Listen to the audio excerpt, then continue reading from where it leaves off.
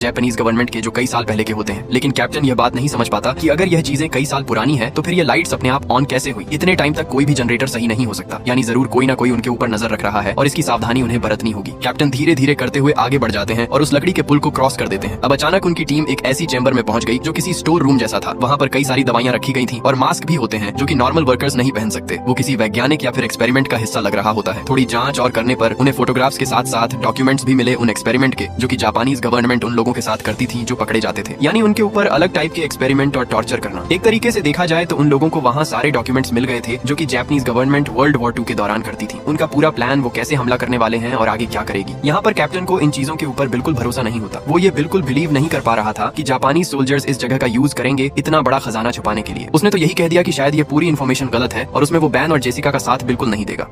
अब हमें एक और सोल्जर दिखाया गया जो अपने कैप्टन के कहे गए अनुसार वहाँ पर ध्यान रख रहा होता है। तभी अचानक वह सोल्जर्स महसूस कर पा रहा था कि उसके ठीक पीछे कोई तो खड़ा हुआ है। वह जो कोई भी था उसने मास्क पहना था और अजीब हरकतें करता है, पर जैसे ही उस सोल्जर ने पीछे मुड़कर देखा तब वह वहाँ से गायब हो गया। वो जो भी था, इससे इतना तो क्लियर हो गया है कि इस पूरे गुफा के अंदर वह सब अकेले नहीं है। अब यहाँ धीरे धीरे उन सोल्जर्स के बीच टेंशन बढ़ रही थी और काफी मनमुटाव होने लगा। सभी जानना चाहते थे कि आखिर ये कौन सी जगह है और जो खजाने की बात वह कर रहे हैं वह सच भी है कि नहीं। तब जाकर जेसिका बन की तरफ देखते हुए सारी सच्चाई बताने के लिए कहती है। हालांकि बेन अभी भी कुछ रिवील नहीं करना चाहता था, लेकिन जेसिका कैप्टन और सोल्जर्स से सब सच कहती है कि यह पूरी जगह कोई माइनिंग एरिया नहीं है। ये पहले हॉस्पिटल हुआ करता था जिस पर जापानीज गवर्नमेंट ने कब्जा कर लिया और फिर इस जगह को एक एक्सपेरिमेंटल लैब बना दी। यहाँ वो दुश्मनी सोल्जर्स को पकड़कर उनके ऊपर एक्सपेरिमेंट करते, ऐसे एक्सपेरिमेंट जिससे इंसान किसी दूसरे प्रजाति में कन्वर्ट हो जाए। वो इंसान तो रहेंगे लेकिन किसी दूसरे के कंट्रोल में। इस बात का प्रूफ तो उन सारे फोटोज और डॉक्यूमेंट से तो हो ही जाता है, पर बात रही गोल्ड की जिस पर कैप्टन भरोसा नहीं करते, उसका कोई भी प्रूफ नहीं होता। जेसिका भी कहती है कि हमारे पास कंप्लीट इन्फॉर्मेशन नहीं है, लेकिन इतना क्लियर है कि वो खजाना यहीं पर है। अब खजाने और गोल्ड की बात करते हुए बाकी सोल्जर्स थोड़ा लालच में पड़ जाते हैं। उन्हें भी गोल्ड चाहिए था और अपनी लाइफ में उन्हें काफी पैसे चाहिए थे। इसीलिए कुछ सोल्जर्स तो उस खजाने के बारे में पूछते हैं और वह इंटरेस्टेड लगते हैं। कैप्टन इस बात से ऑब्वियसली अपने सोल्जर से नाराज था, लेकिन फिलहाल उनका एक सोल्जर बहुत घायल पड़ा हुआ होता है। उसकी देखरेख चल रही थी और पता नहीं वह कब तक जिंदा रहेगा। कैप्टन ने अपने सोल्जर से साफ कहा कि हम आगे जाकर बाहर निकलने का रास्ता ढूंढते हैं, न कि और ज्यादा अंदर जाना गोल्ड को ढूंढने के चक्कर में। कैप्टन अपने साथ एक सोल्जर ले लेता है और बाकियों को उसी स्टोर रूम के अंदर रुकने के लिए कहता है। ये इसलिए ताकि कोई खतरे में न पड़े। लेकिन यहाँ बन को ये एक्सेप्टेड नहीं था, क्योंकि वो चाहता है कि पूरा खजाना वो सबसे पहले ढूंढे और उस खजाने और गोल्ड के ऊपर हक उसका हो। पर अब इन सारी चीजों के बीच जॉन नाम का वो सोल्जर जो घायल पड़ा हुआ था, उसके साथ कैप्टन और जेसिका रुकने का डिसाइड करते हैं और बाकी सोल्जर्स के साथ बन और उसकी गर्लफ्रेंड साथ चल पड़े थे, क्योंकि बेन का मेन मोटिव यहाँ से बाहर निकलना नहीं, सबसे पहले खजाना ढूंढना था। उसने तो इस मिशन के ऊपर इतने लाखों डॉलर अप्लाई किए हैं तो उसका प्रॉफिट तो उसे होना ही चाहिए। वह सब सोल्जर्स की मदद से लगातार आगे बढ़ते चले गए।